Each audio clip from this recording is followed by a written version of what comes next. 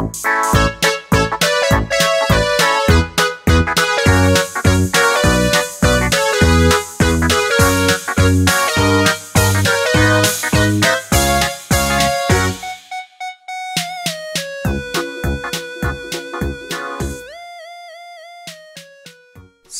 و خوش آمدید به درس زبان آلمانی. با شما هستم منوچهری کوهستانی و ما زبان آلمانی را می آموزیم. Hallo und herzlich willkommen zum Deutsch lernen.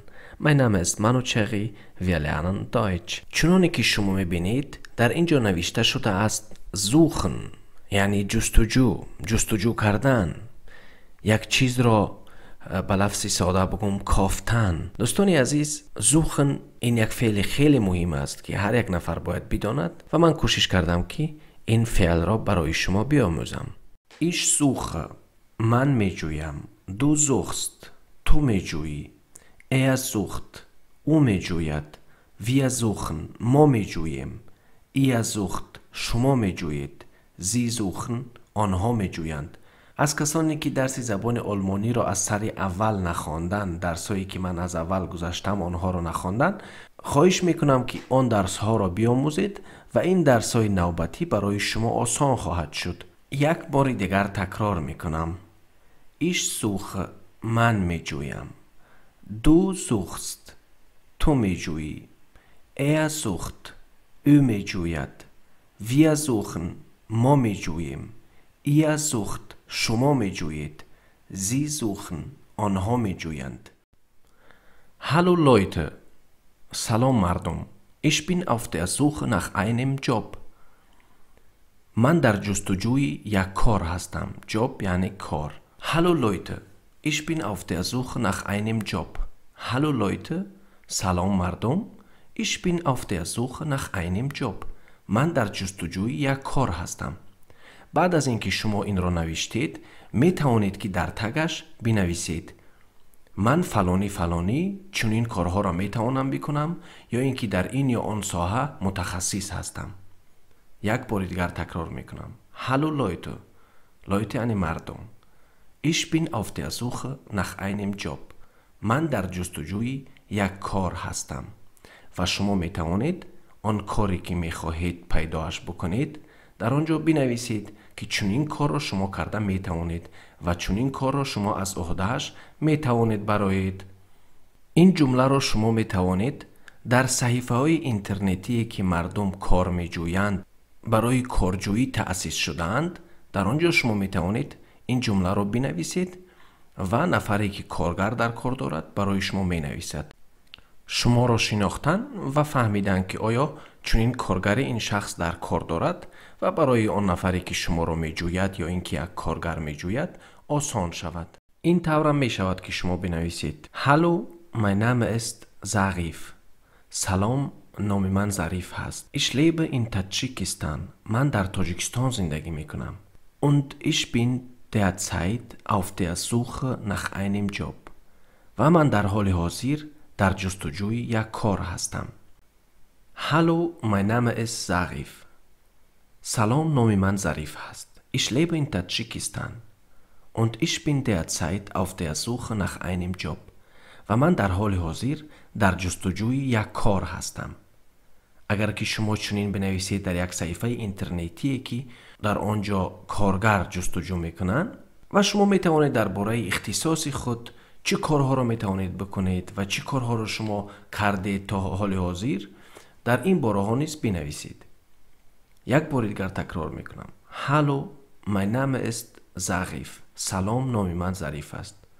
Ich lebe in Tadschikistan. من در تاجیکستان زندگی میکنم. Und ich bin derzeit auf der Suche nach einem Job. و من در حال حاضر در جستجوی یک کار هستم. Hallo, mein Name ist Zarif. Ich lebe in Tadschikistan. Und ich bin derzeit auf der Suche nach einem Job. سلام، نام من ظریف است و من در تاجیکستان زندگی می کنم و در حال حاضر من در جستجوی یک کار هستم.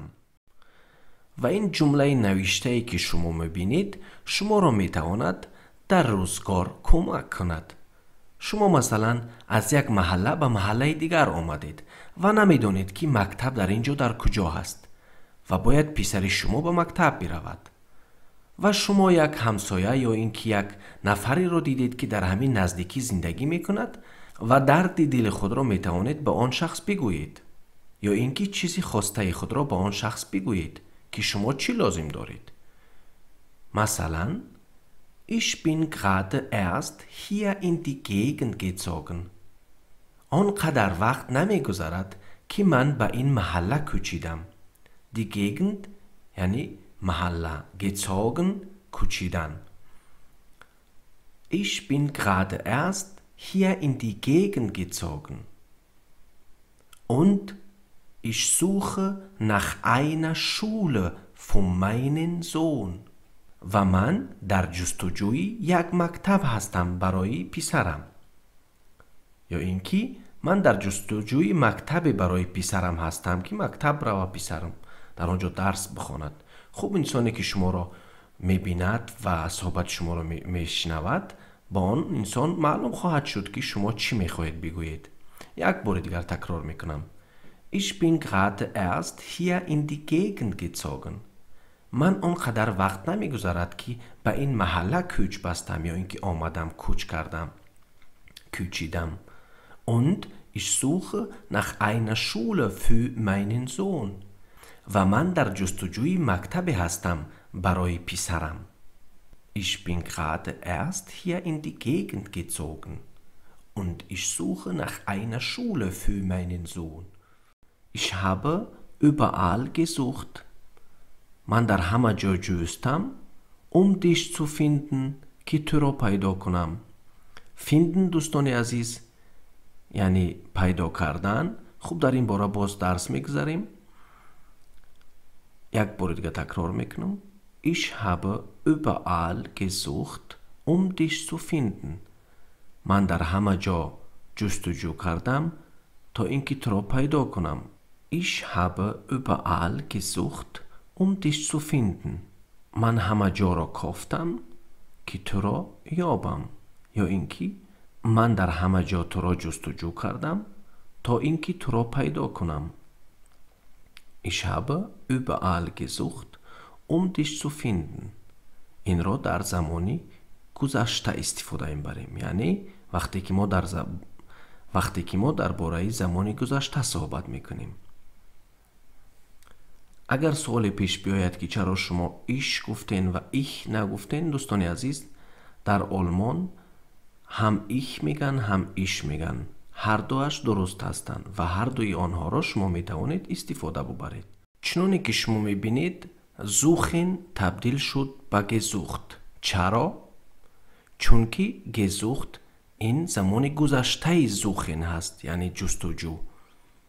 Glaub mir, باورم کن. Ich habe dich gesucht.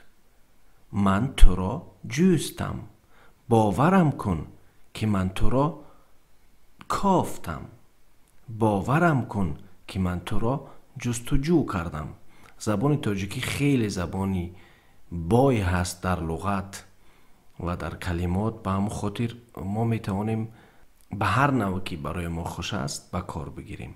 Glaub mir, ich habe dich gesucht. باورم کن من تو را جستم.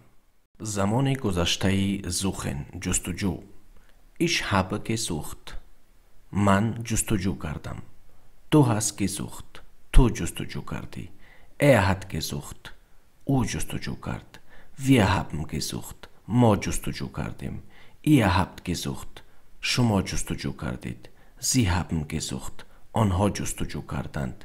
Sie haben gesucht با حرف کلان که نوشته شده است، یعنی شما جستجو کردید. زمان گذشته زوخن جستجو. Ich habe gesucht.